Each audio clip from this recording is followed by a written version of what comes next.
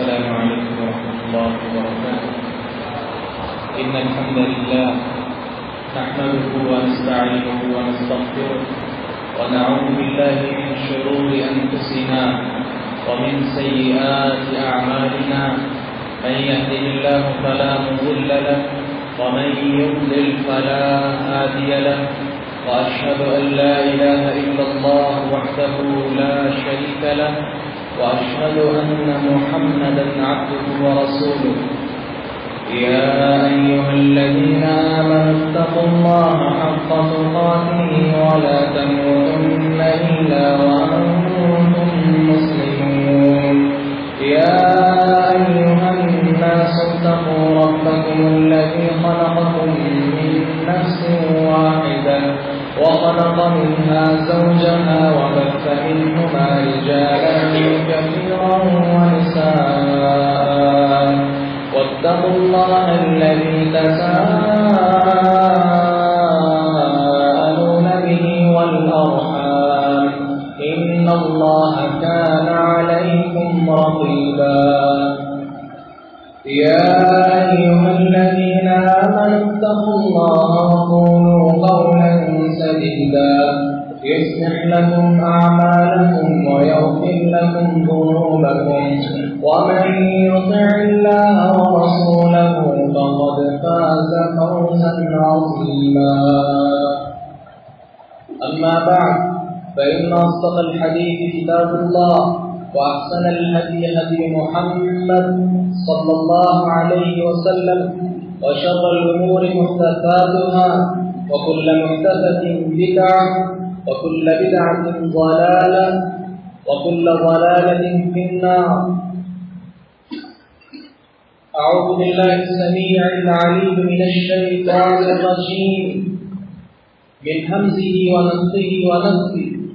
بسم الله الرحمن الرحيم. إن الدين عند الله الإسلام وما اختلف الذين أوتوا الكتاب إلا من بعد ما جاءهم العلم بغيا بينهم ومن يكفر بآيات الله فإن الله سريع الحساب.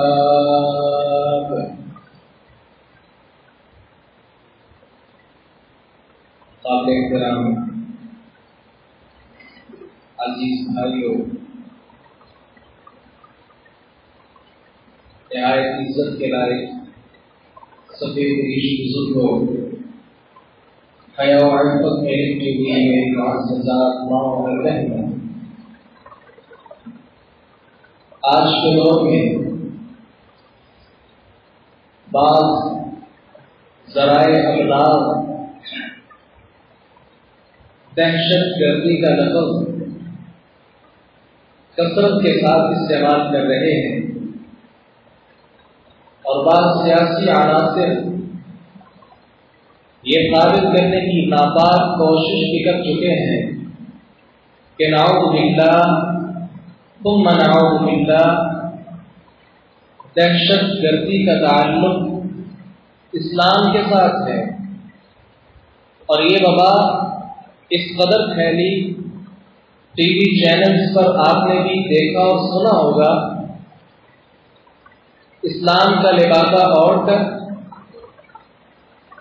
قوانین اپنے ہاتھ میں لے کر اہل اسلام کے خلاف کس قدر پروپیگنڈا اور سازشیں کرتے ہیں. کبھی مدارس کو تان و تشنیع کا نشانہ بنایا جاتا ہے، کبھی مساجد کے خلاف اپنی طاقت کا استعمال کیا جاتا ہے، اور اس طرح کر کے لوگوں کو یہ بتلانا چاہتے ہیں کہ اسلام نعوذ باللہ دہشت گردی سکھاتا ہے. اور یہ لبرل، سیکولرزم اور جتنی بھی الحاد کی پارٹیاں ہیں، اسلام کو اس قدر روکا ہے، کبھی کوئی مسئلہ لے کر اس کا استہزاء کرنا کہ اسلام نعوذ باللہ ظلم کا حکم دیتا ہے، اسلام میں دہشت گردی ہے، اسلام عدل کا حکم نہیں دیتا، ایک ایک کڑے کو جیسے آپ صلی اللہ علیہ وسلم نے فرمایا تھا قیامت کے قریب اسلام کے جو کڑے ہیں انہیں ایک ایک کر کے توڑ دیا جائے گا. وہ وقت آج ہم اپنی آنکھوں کے سامنے دیکھ رہے ہیں. اسلام کیا ہے؟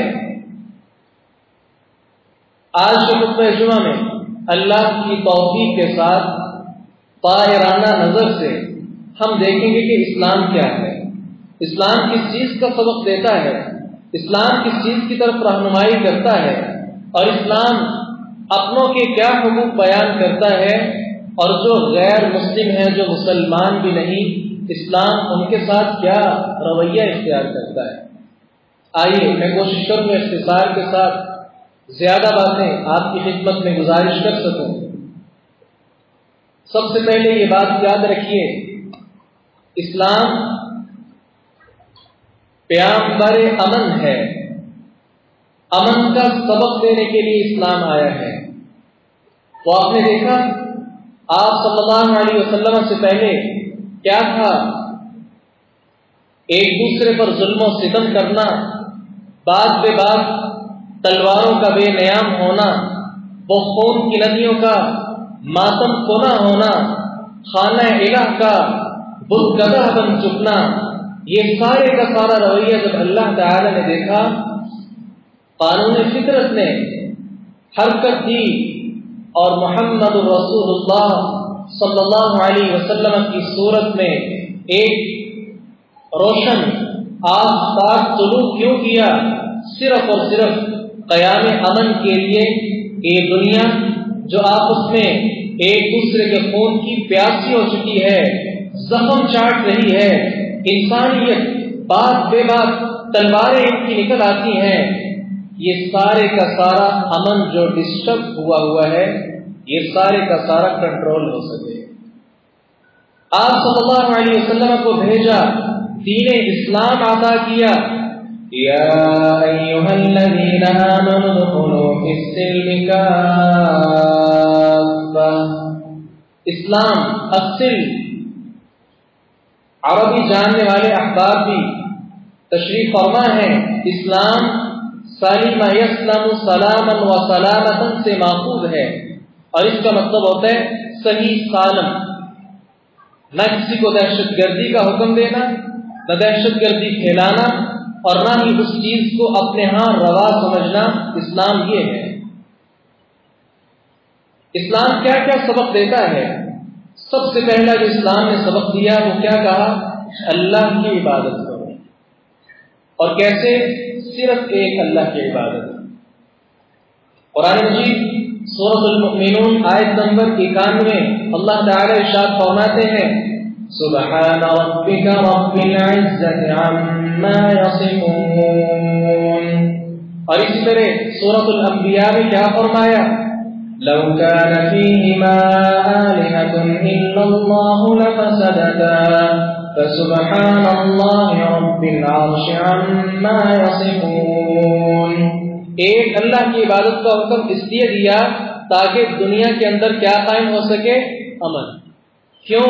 اللہ تعالیٰ فرماتے ہیں اگر کائنات میں دو الہ ہوتے، اگر کائنات میں اپنے آپ کو رب سمجھنے والی دو شخصیات ہوتی، ایک کیا کہتا آج بارش ہوگی، دوسرا کیا کہتا نہیں آج بارش نہیں ہوگی، لفسدتا آسمان و زمین کا جو سارے کا سارا نظام دھرم برم ہو جاتا. گویا اللہ تعالی نے سب سے پہلا جو سبق دیا اسلام کے ذریعے کیا ہے کہ ایک اللہ کی عبادت کی جائے. اگر ایک اللہ کی عبادت کی جائے گی تو اس کے ساتھ زمین کے اندر فساد برپا نہیں ہو سکتا. اسی طرح دوسرا سبق اسلام نے کیا سکھایا؟ وحدت انسانی. انسان ایک ہے، اور یہ بھی سبق کس لیے ہے؟ تاکہ جو اختلافات کے شرارے ہیں یہ نہ اٹھ سکیں. دنیا کے اندر اختلافات جو برپا ہوتے ہیں، ہم ایک دوسرے کے جان لیوا ثابت ہو جاتے ہیں، یہ سارے کا سارا دھندا اور فساد، اس سے بچنے کے لیے اللہ تعالیٰ نے وحدت انسانی کا سبق دیا. وحدت انسانی کیا ہوتا ہے؟ قرآن مجید سے پوچھتے ہیں. اللہ تبارک و تعالی سورۃ الحجرات میں فرماتے ہیں يا أيها الناس إنا خلقناكم من ذكر وأنثى وجعلناكم شعوبا وقبائل لتعارفوا إن أكرمكم عند الله أتقاكم إن الله عليم خبير. اللہ تعالیٰ نے کیا فرمایا؟ لوگوں، ہم نے آپ کو پیدا کیا ایک مذکر اور ایک مؤنث سے. گویا آپ کا باپ آدم ایک ہے، آپ کی ماں حوا بھی ایک ہے. ایک ماں باپ سے تم پیدا کیے ہوئے ہو. یہ جو قبائل مختلف بنائے ہیں، کوئی انصار ہیں، کوئی مہاجر ہیں، کوئی قریشی ہیں، کوئی ہاشمی ہیں، اور آج کل مختلف برادریاں، کوئی شیخ ہیں، کوئی جٹ ہیں، کوئی بٹ ہیں. یہ مختلف برادریاں کیوں بنائی ہیں؟ طنز کے لیے؟ کیا میں کسی کو کہہ سکوں کہ میری اونچی ذات ہے اس لیے؟ نہیں. اسلام کہتا ہے یہ تو صرف تعارف کے لیے ہے. باقی اللہ تعالیٰ کے ہاں معزز کون ہے؟ جو زیادہ متقی ہے. گویا اسلام نے آ کر سارے کے سارے لوگوں کو ایک ہی صف کے اندر کھڑا کر دیا، اور پھر امتیاز صرف اس میں رکھا کہ جو زیادہ نیک اعمال کرے گا وہ اللہ تعالیٰ کے ہاں زیادہ پسندیدہ ہے. باقی کوئی چودھری ہو، کوئی فقیر ہے، وہ دونوں اسلام میں کیا ہے؟ ان کا مقام ایک ہی ہے. ایک ہی صف میں دونوں کو کھڑا کیا جائے گا. اور یہ سبق قرآن مجید کی مختلف آیات کے ساتھ احادیث کے اندر بھی موجود ہے. مسند احمد کی صحیح روایت رسول اللہ صلی اللہ علیہ وسلم ارشاد فرماتے ہیں، یا ایھا الناس الا ان ربکم واحد. اے لوگوں، خبردار، آگاہ ہو جاؤ، خیال سے سنو، تمہارا باپ ایک ہے، تمہارا رب ایک ہے. وَإِنَّ أَبَاكُمْ وَاحِدٌ، تمہارے والد بھی ایک ہیں. أَلَا لَا فَضْلَ لِعَرَبِيٍّ عَلَىٰ عَجْمِيٍّ، کسی عربی کو کسی عجمی پر کوئی فضیلت حاصل نہیں. وَلَا لِعَجَمِيٍّ عَلَىٰ عَرَبِيٍّ، اور کسی عجمی کو کسی عرب ممالک میں رہنے والے باشندے پر کوئی فضیلت حاصل نہیں. وَلَا لِأَحْمَرَ عَلَىٰ أَسْوَدٍ، سرخ رنگ والا سیاہ رنگ والے کو یہ نہ کہے کہ میں تم سے افضل ہوں. وَلَا أَسْوَدَ عَلَىٰ أَحْمَرٍ، اور نہ ہی سیاہ رنگ والا یہ کہے سرخ رنگ والے کو کہ میں تم سے افضل ہوں. ہاں إِلَّا بِالتَّقْوَىٰ، جس کے اندر تقوی زیادہ ہے اللہ تعالیٰ اس کو زیادہ اچھا سمجھتا ہے. گویا سادہ الفاظ میں اسلام نے دوسرا سبق کیا دیا کہ سارے انسان کیا ہیں؟ ایک ہیں. آگے کون نکلے گا؟ اللہ تعالیٰ کے ہاں مقرب کون ہوگا؟ زیادہ فضیلت کس کی ہوگی؟ جس کے اندر تقوی زیادہ ہے. تیسرا درس اسلام نے کون سا دیا؟ اسلام نے حقوق، فرائض، آداب، واجبات انسان کو سکھا دیے. مثال کے طور پہ ایک والد ہے، اس کا احترام کیسے کیا جائے، والد کے کیا حقوق ہیں، والدہ کے کیا حقوق ہیں، اس کے ساتھ کیسے پیش آنا ہے. اگر ہمارے رشتہ دار ہیں ان کے ساتھ ہمارا رویہ کیسا ہونا چاہیے. اگر میں ایک اسٹوڈنٹ کی حیثیت رکھتا ہوں، میرا رویہ اپنے استاد گرامی کے ساتھ کیسا ہونا چاہیے. اگر میں ایک کارکن ہوں، اپنے امیر کے ساتھ میرا رویہ کیسا ہونا چاہیے. اسلام نے سارے کے سارے حقوق بیان کر دیے. اسی طرح جو گناہ والے کام ہیں اسلام نے ان سے بھی خبردار کر دیا. کسی کا مذاق نہیں اڑانا، بخیلی نہیں کرنی، بددیانتی نہیں کرنی، برائی والے کام نہیں کرنے. یہ سارے حقوق اور فرائض اسلام نے منتخب کیوں کیے؟ تاکہ دنیا کے اندر امن قائم ہو سکے. مثال کے طور پہ اگر کوئی بچہ اپنے والدین کے جو حقوق ہیں وہ ادا نہیں کرتا، گھر کے اندر کیا ہوگا؟ لڑائی ہوگی، فساد برپا ہوگا، والد اور بیٹے کا جھگڑا ہوگا. اس جھگڑے سے بچنے کے لیے اسلام نے کیا کہا؟ حقوق، فرائض اور واجبات کی تعلیم دے. وہ اسلام کا جو تیسرا سبق ہے اس نے بھی ہمیں کیا سکھایا؟ امن، امان. چوتھا اسلام نے بتایا ہوا جو سبق ہے وہ کیا ہے؟ ظلم اور دہشت گردی کو اسلام نے اس کی روک تھام کی ہے. اس کا حکم نہیں دیا، اس کے ساتھ شانہ بشانہ ہو کر اسلام نہیں چلا، بلکہ کیا کیا؟ ظلم، تشدد، دہشت گردی اس کی کیا کی؟ روک تھام کی، اس کو روکا، اس کو برا جانا کہ دنیا کے اندر رہ کر ایک دوسرے پر ظلم کرنا حرام ہے۔ ہاں، ظلم و ستم کی روک تھام کرنا اسلام کا یہ بتایا ہوا سبق ہے۔ سورہ آل عمران میں اللہ تبارک و تعالیٰ فرماتے ہیں وَاللَّهُ لَا يُحِبُّ الظَّالِمِينَ، ظلم کرنے والوں سے اللہ تعالیٰ محبت نہیں کیا کرتے۔ اللہ تعالیٰ نے ایسا کیوں کہا؟ تاکہ دنیا میں کسی پر ظلم نہ کیا جائے۔ ظلم کیا جائے گا تو کیا ہوگا؟ فساد پھیلے گا۔ اسلام نے فساد کو ختم کرتے ہوئے امن کا درس دیا ہے۔ اسی طرح دوسرے مقام پر کیا فرمایا؟ وَالْفِتْنَةُ أَشَدُّ مِنَ الْقَتْلِ، فتنہ قتل سے بھی زیادہ سنگین عمل ہے۔ کیا مطلب؟ آپس میں بھائیوں کے درمیان فتنہ پھیلانا، کسی گھر کے اندر فتنہ پھیلا دینا، اسلام نے کیا کہا کہ یہ چھوٹا گناہ نہیں بلکہ کسی کو قتل کر دینے کے مترادف ہے۔ لہذا سوچ سمجھ کر فتنہ برپا کیجیے، اس کا گناہ قتل سے بھی زیادہ ہے۔ اسلام نے ایسا کیوں کہا؟ اس لیے تاکہ کوئی کسی کے گھر کے اندر فتنہ نہ پھیلا سکے۔ وہ اسلام فتنے کا ستے باب کرنے آیا ہے، فتنوں کو روکنے کے لیے آیا ہے، آزمائشوں کو ختم کرنے کے لیے آیا ہے، محبت مودت کا پیغام دینے کے لیے آیا ہے۔ اور اس طرح دین کے اندر کوئی جبر نہیں ہے۔ اللہ تعالیٰ فرماتے ہیں لا اکراہ فی الدین، دین کے اندر جبر نہیں ہے۔ ہم کسی کی گدی سے پکڑ کر اس کو لائیں کہ آؤ مسجد میں، اسلام ہمیں اس چیز کی اجازت نہیں دیتا۔ ہم کسی کو پکڑ کر اسلام کے اندر داخل کریں کہ عیسائیت چھوڑو، مسلمان ہو جاؤ، یا کسی کی کان پٹی کے اوپر پسٹل رکھ کر اس کو کہیں کہ کلمہ پڑھو، اسلام ہمیں اس چیز کی اجازت نہیں دیتا۔ اگر اس کی اجازت ہوتی تو اس کے ساتھ کیا ہونا تھا؟ فتنہ اور فساد پھیلنا تھا۔ ہم کسی کو پکڑتے، اس کے کن پٹی پر اپنا پسٹل رکھتے اور ہاں جی اسلام قبول کرو، کلمہ پڑھو، اس کے ساتھ کیا ہونا تھا؟ فتنہ اور فساد پھیلنا تھا۔ اسلام کا جو ایک غلط کانسیپٹ ہے وہ لوگوں کے اندر ڈیولپ ہو جانا تھا، اس لیے اسلام نے اس چیز سے بھی کیا کر دیا؟ روک دیا۔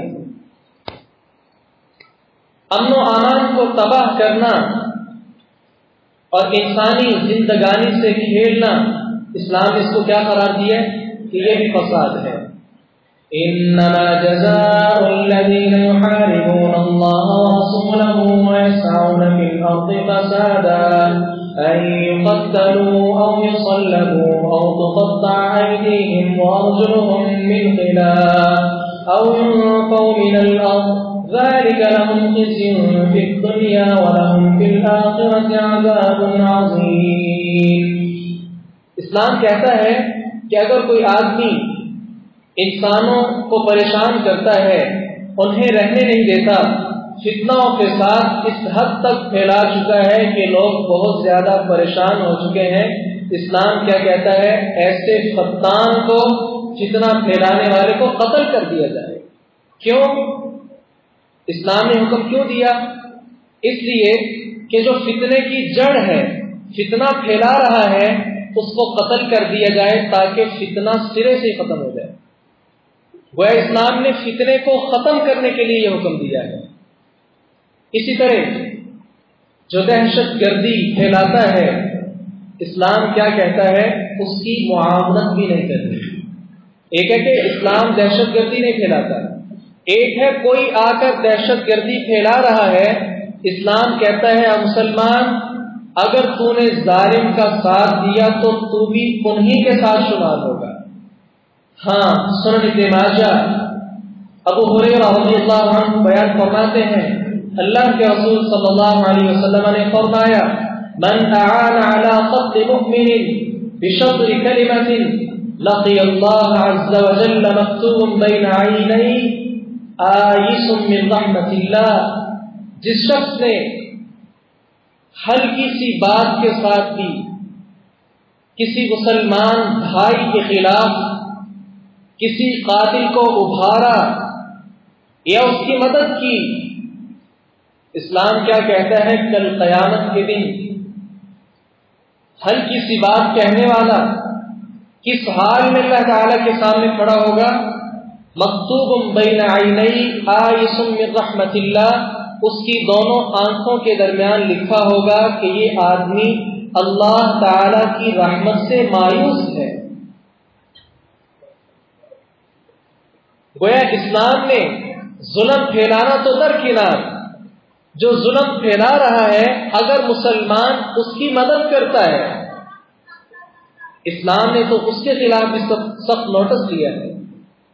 لہذا اسلام امن پسند دین ہے، امن کا پیغام دینے کے لیے آیا ہے۔ اسی طرح پانچواں سکھایا ہوا سبق اسلام کی طرف سے کیا ہے؟ قتل و غارت نہیں ہونی چاہیے۔ وہ اسلام نے کیا کہا؟ کسی کو قتل نہیں کرنا، قتل کرنا جرم ہے۔ اور اس کے ساتھ اسلام امن و سلامتی والا دین ہے۔ صحیح بخاری اور مسلم کے اندر حدیث موجود ہے، رسول اللہ صلی اللہ علیہ وسلم نے فرمایا المسلم من سلم المسلمون من لسانه ويده، مسلمان ہوتا ہی وہ ہے کہ جس کی زبان سے اور جس کے ہاتھ سے دوسرا مسلمان بھائی محفوظ ہو۔ وہ جس کے ہاتھ سے مسلمان بھائی محفوظ نہیں ہے، ایسا آدمی مسلمان ہی نہیں ہے، اس کے اسلام کے اندر شک ہے۔ ایسا پڑوسی جو اپنے ساتھ گھر والے کو پریشان کرتا ہے، اسے گالیاں بکتا ہے، اسے برا بھلا کہتا ہے، پڑوسی اس کی زبان سے تنگ ہے، اسلام نے تو یہ کہا ہے کہ جو مسلمان اپنے آپ کو کہتا پھرتا ہے اس کے تو اسلام کے اندر شک ہے۔ یہاں ذرا رک جائیں، مسلمان نماز پڑھ رہا ہے، روزہ بھی رکھ رہا ہے، اللہ کے راستے کے اندر جہاد بھی کرتا ہے، بڑے بڑے چوٹی والے جو اسلام کے عمل ہیں سب پر کاربند ہے، لیکن چھوٹی سی اس کے اندر غلطی جو ہم سمجھتے ہیں وہ کیا ہے؟ اپنی زبان کے ساتھ کسی مسلمان بھائی کو پریشان کرتا ہے، اس کا مذاق اڑاتا ہے، اسے تنگ کرتا ہے، اسے دھمکیاں دیتا ہے۔ ایسا آدمی، اس کی ساری نمازیں ایک طرف ہیں، حج کیے ہوئے ایک طرف، حاجی صاحب اپنی طرف ہیں، نمازی صاحب اپنی طرف سے ہیں، یہ جہادی اپنی طرف ہیں، صدقہ و خیرات کرنے والے ایک طرف ہیں، دوسری طرف ایک مسلمان سادہ آدمی، ان کی زبان سے محفوظ نہیں، یہ حضرت صاحب کے اسلام کے اندر شک ہے۔ اب بتائیے کیا اسلام امن و سلامتی کا درس نہیں دیتا؟ اور مومن اس کی عزت کیا ہے ہم نے کبھی سمجھا ہی نہیں۔ مومن کی عزت کیا ہے؟ بڑی توجہ طلب یہ روایت، بہت زیادہ غور کرنے کی ضرورت ہے۔ سنن ابن ماجہ میں صحیح سند کے ساتھ یہ روایت موجود ہے۔ جناب عبداللہ ابن عمر رضی اللہ عنہ بیان فرماتے ہیں، نبی کریم صلی اللہ علیہ وسلم کو میں نے کعبہ کا طواف کرتے ہوئے دیکھا۔ طواف کے دوران آپ کیا ارشاد فرما رہے تھے؟ ذرا توجہ سے سنیے گا۔ فرماتے ہیں رأیت رسول اللہ صلی اللہ علیہ وسلم یطوف بالکعبہ، میں نے اللہ کے رسول صلی اللہ علیہ وسلم کو دیکھا کہ آپ کعبہ کا طواف کر رہے ہیں، ویقول، اور ساتھ ساتھ کہہ رہے ہیں، ما اطیبکی واطیب ریحک، تو کتنا پاکیزہ ہے اور تیری خوشبو کتنی عمدہ ہے، ما اعظمکی واعظم حرمتک، تو کتنا معزز ہے، کتنا عظمت والا ہے اور تیری حرمت کتنی مسلمہ ہے۔ والذی نفس محمد بیدی، اس ذات کی قسم جس کے ہاتھ میں محمد کی جان ہے صلی اللہ علیہ وسلم۔ آپ نے پہلے کعبہ کی تعریف کی ہے، اس کی شان و شوکت بیان کی ہے، اس کا مقام و مرتبہ واضح کیا ہے، اور پھر کیا ارشاد فرمایا؟ آپ اگر ایسے بھی بات کر دیتے نا ہمارے لیے وہ بھی حجت تھی، لیکن آپ نے قسم اٹھا کر یہ الفاظ کہے۔ الفاظ کیا ہیں؟ توجہ کیجیے گا۔ لحرمۃ المؤمن اعظم عند اللہ حرمۃ منک مالہ ودمہ، اے کعبہ تیرا مقام و مرتبہ مسلم ہے اپنی جگہ، لیکن ایک مومن کی حرمت، ایک مومن کی شان، ایک مومن کا مقام و مرتبہ تجھ سے کہیں بڑھ کر ہے۔ شاید اس طرح میں بات سمجھا نہ پاؤں، یوں سمجھیے کعبہ ہماری آنکھوں کا تارا ہے، ہمارے دل کا سرور ہے، اس کی طرف دیکھ کر نگاہیں اشکبار ہو جاتی ہیں، اس کی طرف دیکھ کر آپ صلی اللہ علیہ وسلم اور صحابہ کرام کا دور یاد آ جاتا ہے، اللہ تبارک و تعالیٰ یاد آتا ہے۔ وہ کعبہ کیسی اللہ تعالیٰ نے بنائی ہوئی جگہ ہے جہاں آدمی جھوٹ بولنے سے گریز کرتا ہے، لڑائی جھگڑے سے پرہیز کرتا ہے، وہاں ناجائز گفتگو سے وہ اجتناب کرتا ہے۔ کیوں ایسا کرتا ہے؟ اس کی عظمت زیادہ ہے۔ مثال کے طور پہ اللہ تعالیٰ نہ کرے، 1000 بار اللہ تعالیٰ ایسا نہ کرے، اگر کوئی کافر کہے کہ نعوذ باللہ ثم نعوذ باللہ، ہم کعبہ کے خلاف سازش کر رہے ہیں، اس کو نقصان پہنچانے کا ہمارا ارادہ ہے، ہماری کیفیت کیا ہوگی؟ صرف عرب ممالک کی نہیں، پاکستان، انڈیا اور دیگر مسلمانوں کے جو ممالک ہیں، بلکہ پوری دنیا کے اوپر رہتا ہوا ہر مسلمان، اس کے دل کے اندر یہ تڑپ ہوگی کہ اللہ تعالیٰ مجھے توفیق دے اور میں جا کر کعبہ کا دفاع کر سکوں۔ یہ جذبہ ہے کہ نہیں؟ اب سمجھیے کعبہ کا مقام و مرتبہ ایک طرف ہے، لیکن محمد رسول اللہ صلی اللہ علیہ وسلم بیان فرماتے ہیں ایک مومن کا مقام و مرتبہ کعبہ سے کہیں بڑھ کر ہے۔ مومن کا بھی کبھی ہم نے خیال نہیں کیا؟ مومن کے اوپر ظلم و ستم کے پہاڑ توڑے جا رہے ہیں، ہم نے کبھی خیال نہیں کیا، کبھی سوچا ہی نہیں، بلکہ اپنے ہاتھوں ہم نے اپنے مسلمان بھائی کی تحقیر کی ہے، اس کی تذلیل کی ہے۔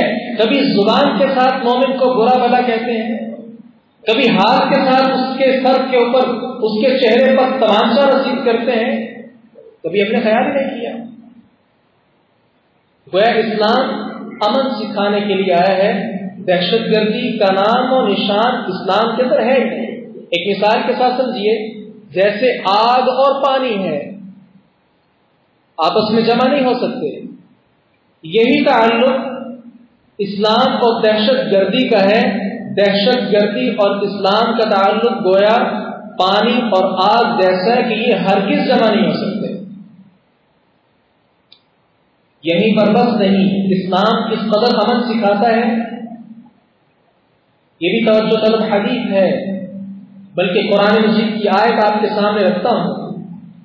اللہ تعالیٰ فرماتے ہیں جس نے ایک مومن کو قتل کیا، اس کا گناہ کیا ہے؟ اس کا گناہ ایسا ہی ہے جیسے اس نے ساری دنیا میں رہنے والوں کو قتل کیا ہے۔ سورۃ المائدہ اللہ تعالیٰ فرماتے ہیں من اجل ذلك كتبنا على بني اسرائيل انه من قتل نفسا بغير نفس او فساد في الارض فكأنما قتل الناس جميعا، جس نے ایک انسان کو قتل کیا گویا ایسے ہی ہے فكأنما قتل الناس جميعا، اس نے سارے کے سارے انسانوں کو قتل کیا ہے۔ کتنا بڑا جرم ہے؟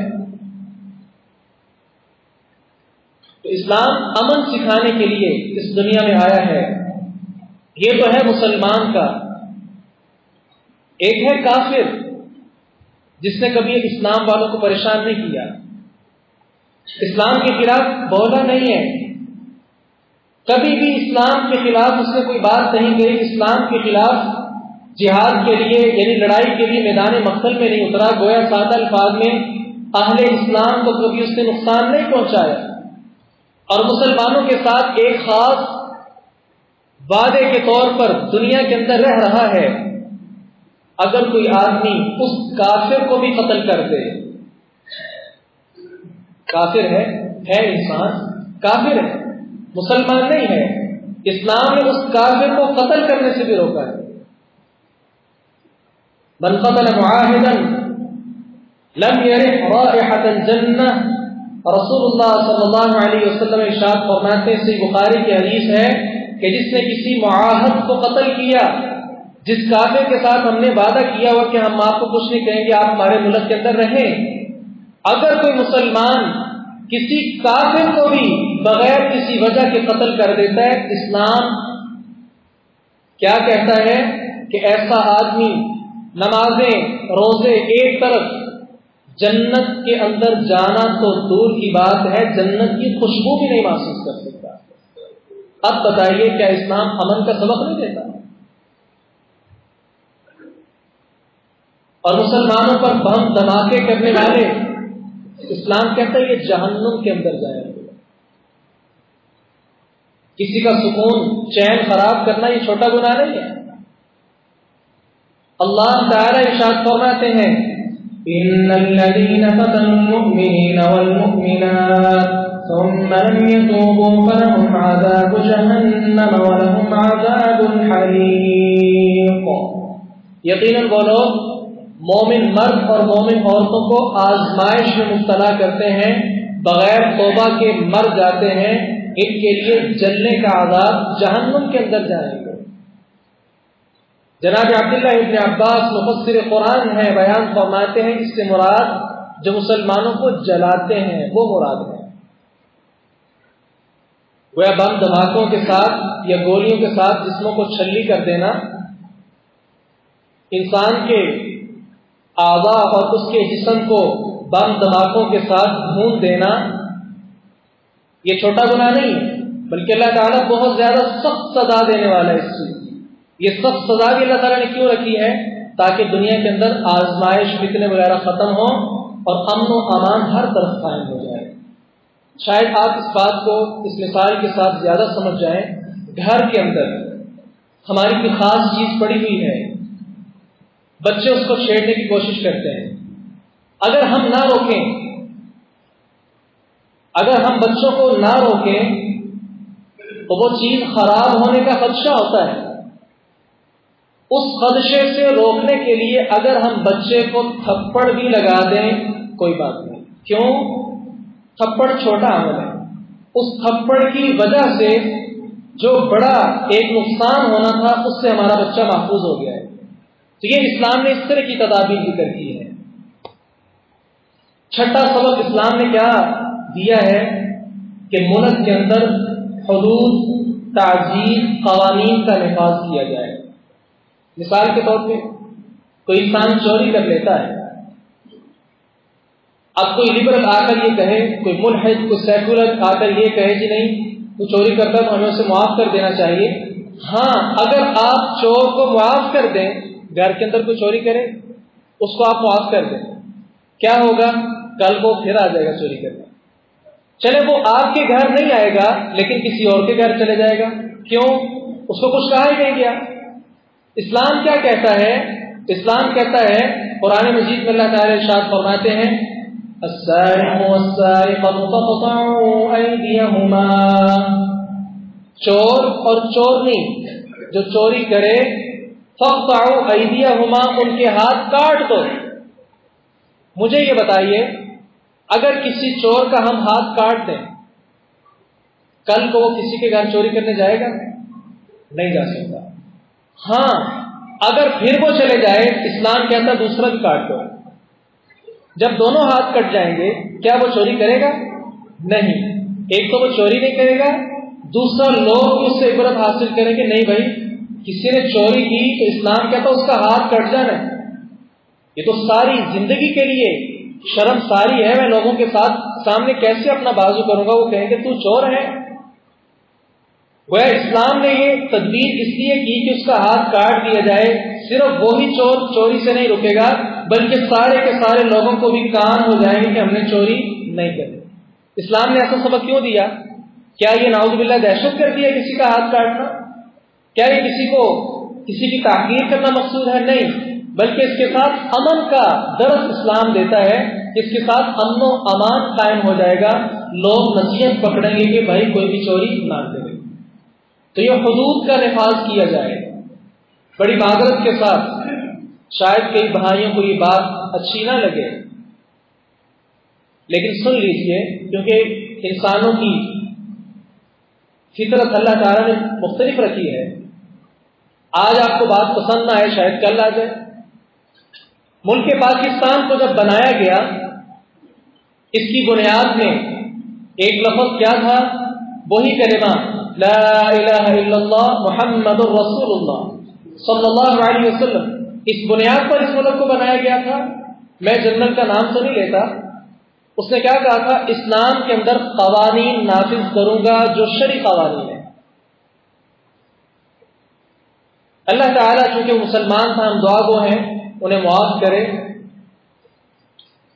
لیکن یہ بہت زیادہ پاکستان کے خلاف ان کا عمل تھا، جس وجہ سے آج تک ملک پاکستان کے اندر امن قائم نہیں ہو سکا. کبھی کراچی کے اندر بم دھماکے، کبھی اسلام آباد کے اسکول و کالجز میں بم دھماکوں کی داستانیں، کبھی لاہور کے اندر غنڈہ گردی، کبھی فیصل آباد کے اندر بہت زیادہ چوری کا عام ہو جانا. یہ ساری چیزیں ہمارے سامنے کیوں ہیں؟ اگر اس وقت سے ہی اسلامی قوانین کا نفاذ کیا ہوتا، ملک پاکستان میں بلکہ ہمارے علاقے میں 2-4 افراد ایسے گھومتے جن کے ہاتھ کٹے ہوئے ہوتے، کوئی بھی دوبارہ چوری کرنے کی ضرورت نہ کرتا. لہذا اسلام کے بنائے ہوئے قوانین، ان کے ساتھ امن کا قیام اسلام کو چاہتا ہے کہ انسان امن و امان کے ساتھ دنیا میں زندگی بسر کرے. کوئی آدمی زنا کرتا ہے، بہت برا عمل ہے. قرآن کیا کہتا ہے؟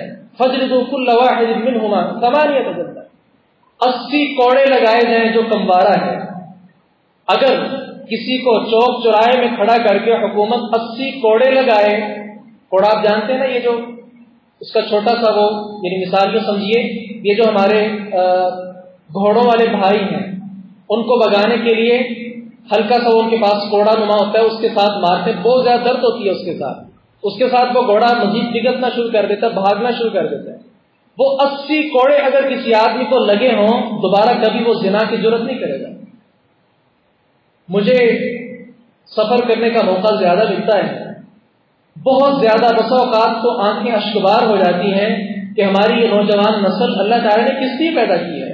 اتنے ظالم، خناس اور بدبخت قسم کے لوگ ہیں، لوگوں کی ماؤں بہنوں کی طرف اتنی دیر تک دیکھتے رہتے ہیں جب تک وہ خاتون ان کی نگاہوں سے دور نہیں ہوتی. یہ ساری غنڈہ گردی کیوں ہے؟ ہم نے اسلام کو دہشت گردی قرار دے کر پیچھے کر دیا ہے، اور اپنا لبرلزم، سیکولرزم اور نہ جانے کس قدر یہ بدمعاش لوگ ہیں جو اوپر مسلط کیے ہوئے ہیں اسلام کے خلاف سازشیں، اور اندر کھاتے یہ غلط راستے اور چور راستے تلاش کرنے کی کوشش کرتے ہیں. نہ شرم نوجوانوں کو آتی ہے، اور نہ ہی یہ شرم نوجوان بیٹیوں اور بہنوں کو آتی ہے، جو مختلف عجیب و غریب قسم کے لباس پہن کر بازار کی زینت بنتی ہیں. پہلے تو وہ پینٹوں کا سلسلہ چلتا تھا، اب سنا وہ ٹائٹس اور برہنہ بدنوں کے ساتھ ہی باہر نکلنے والی.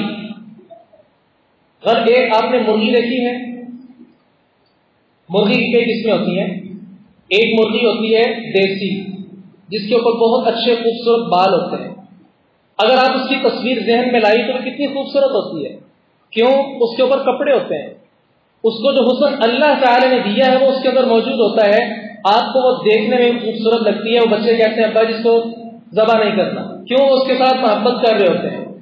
دوسری طرف اس مرغی کی مثال رکھیے جس کی ساری گردن پر اس کے بال نہ ہو، اس کے پر بالکل نہ ہو. وہ کتنی گندی لگتی ہے. شاید ہماری بہنیں اور بیٹیاں یہ سمجھتی ہیں کہ ہم اپنے کپڑے اتار کر لوگوں کو اچھی لگتی ہیں. وہ مرغی وہ اللہ تعالی نے بنائی ہے. اس طرف دیکھ کر انسان کراہت محسوس کرتا ہے کہ کس طرح اس کی شکل ہے، اور یہ جو خود اس طرح کے بناؤ سنگار کرنے والی، ان کا کیا انسانوں کے ذہن کے اندر کنسپٹ آئے گا. اگر وہی اسلام کا نفاذ کیا ہوتا، امن و امان کس قدر قائم ہونا تھا، کسی نوجوان کی یہ جرت ہی نہیں ہونی تھی کہ وہ اپنی نگاہیں کسی کی طرف اٹھائے. یہ ہے اسلام، امن کا درس دیتا ہے. اور اس کے ساتھ جو آدمی کسی کو قتل کر دیتا ہے، پسٹل عام ہے، ہر ایک کے پاس موجود ہے، طلاق ہوئی فوراً فائر لگا دیا. حکومت کا نظام بھی اس قدر دھرم برم ہے، اللہ تعالیٰ انہیں ہدایت دے، کسی سے 80,000 بٹور لیا، کسی سے 20,000 لے کر اس بندے کو چھوڑ دیا، گویا جو بیچارہ غریب آدمی جن کا قتل کیا ہوا ہے ساری زندگی کے لیے وہ پریشان ہے۔ 50,000 تنخواہیں وصول کرنے والے 12,000 ماہوار کمانے والوں سے رشوت کا مطالبہ کرتے ہوئے کتنا ان پر دکھ ہوتا ہے۔ اور اس جرم میں شریک محفل میں بھی ہوں اور آپ بھی ہیں، لیکن کبھی ہم نے اپنے گریبانوں میں جھانک کر نہیں دیکھا، یا کبھی اس ٹاپک پر ہم نے گفتگو کرنا پسند نہیں کی۔ نہیں عزیز بھائیوں، یہ دھندا کب تک چلے گا؟ آخر اللہ تعالیٰ نے ایک دن رکھا ہوا ہے، انصاف والا دن اللہ تعالیٰ نے رکھا ہوا ہے۔ اس دن سارے کے سارے جو سرائر ہیں، یوم تبلی السرائر، ہر قسم کی خفیہ باتیں سامنے آ جائیں۔ اذا زلزلت الارض زلزالها، اس دن زلزلہ اس قدر برپا ہوگا کہ زمین اپنا سارے کا سارا بوجھ نکال دے گی کہ میرے اوپر یہ کچھ کیا جا رہا تھا۔ اس وقت انسان پریشانی کے علاوہ اس کے پاس کچھ نہیں ہوگا۔ لہذا آج سے اسلامی قوانین کو پڑھیے، قرآن مجید نے کھول کھول کر بیان کیے ہیں، ان کو پڑھیے۔ کسی غیر محرم سے بات کرنے کا کیا گناہ ہے؟ کسی غیر محرم خاتون کے ساتھ ہاتھ ملانا کتنا بڑا جرم ہے؟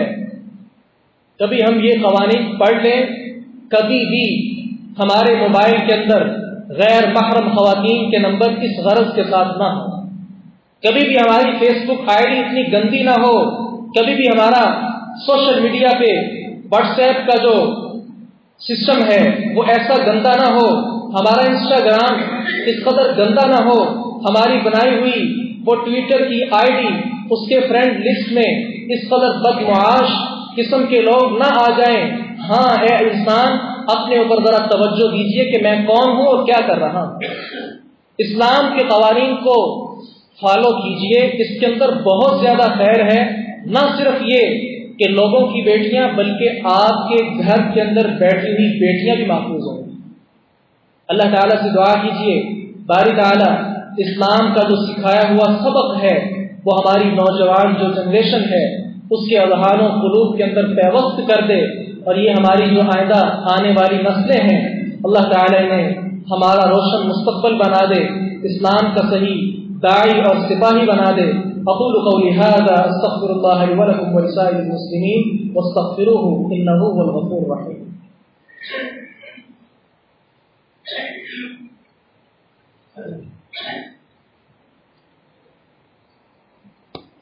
إن الحمد لله نحمده ونستعينه ونستغفره ونعوذ بالله من شرور أنفسنا ومن سيئات أعمالنا، من يهده الله فلا مضل له ومن يضلل فلا هادي له، وأشهد أن لا إله إلا الله وحده لا شريك له، وأشهد أن محمدا عبده ورسوله۔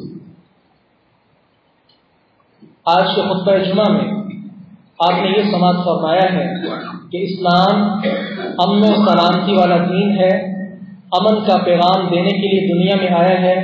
سختی کرنا، جبر کرنا، لوگوں کو آزمائش اور فتنے میں مبتلا کرنا، لوگوں پر ظلم و تشدد کے پہاڑ توڑنا، اسلام نہ صرف یہ کہ یہ کرتا نہیں بلکہ اس کے بہت زیادہ خلاف ہے۔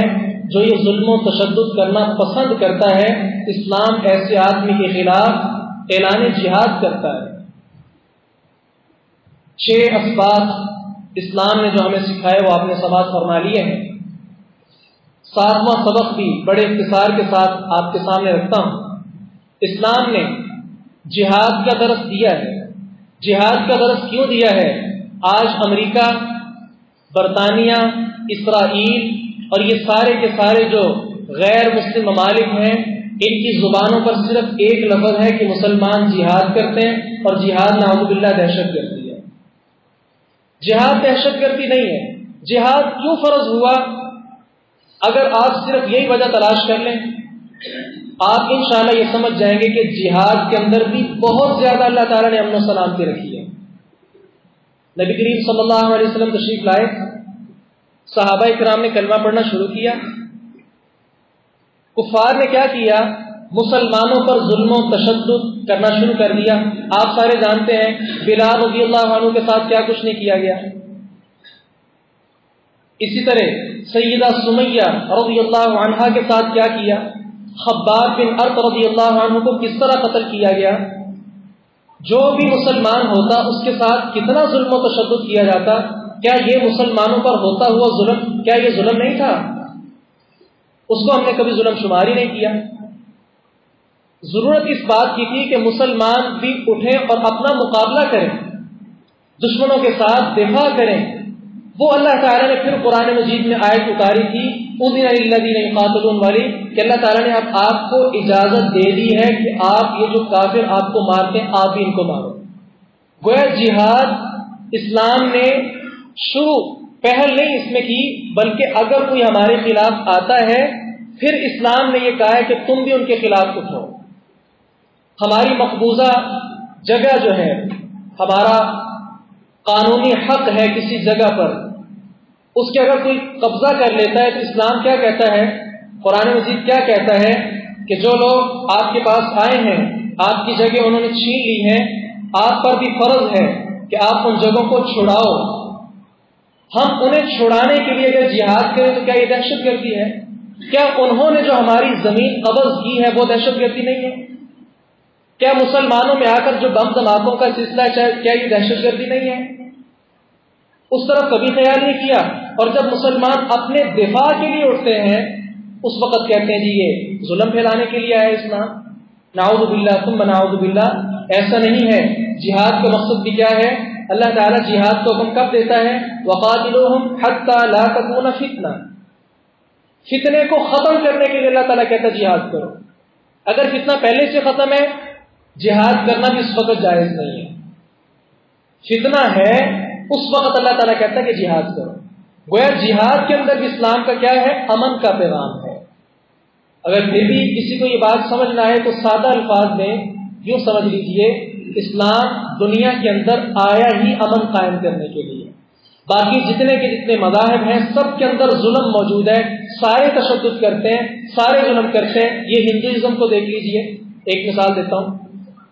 ان کا آدمی جب قتل ہوتا ہے کیا کرتے ہیں؟ جلا دیتے ہیں. کیا جلانا اچھا کام ہے؟ برا ہے کام. اسلام نے آ کر سبق کیا دیا؟ بھائی یہ جسم 5-6 فٹ کا آپ کو اللہ تعالیٰ نے دیا ہے اور یہ آپ کے پاس امانت ہے، مٹی کے ساتھ اس نے اس جسم کو بنایا ہوا ہے. جتنی دیر اللہ تعالیٰ نے زندگی بسر کی، بعد میں جب ڈیڈ باڈی بن گئی اسی جسم کو اسی زمین کے سپرد کر دیا جائے، اللہ تعالیٰ کے سپرد کر دیا جائے. امانت دی واپس کر دی. لیکن جس نے اس کو جلا دیا اس نے اس مردے کے اوپر کیا کیا؟ ظلم کیا. گویا اسلام کے اندر ظلم بالکل ہی نہیں. یہ امن و سلامتی والا دین ہے. اللہ تعالیٰ سے دعا کیجیے باری تعالیٰ ہمیں سمجھنے اور اس پر عمل کرنے کی توفیق عطا فرمائے. جتنے مسلمان بیمار ہیں سب کی بیماریاں، اور جتنے مسلمان پریشان ہیں سب کی پریشانی اللہ تعالیٰ دور فرمائے. جتنے ہمارے مسلمان بھائی کفار کے تسلط کے اندر ہیں، دین پر عمل کرنا ان کے لیے مشکل بن چکا ہے، اللہ تعالیٰ ان کے لیے بہت زیادہ آسانیاں فرمائے. جتنے والدین کے پاس اولاد نہیں ہے اللہ تعالیٰ انہیں نیک صالح اولاد عطا فرمائے، اور جن کی اولاد ہے اللہ تعالیٰ انہیں صحیح طور پہ صحیح معنوں میں دیندار بنائے. اقول قولی ھذا استغفر اللہ لی ولکم ولسائر المسلمین واستغفروہ.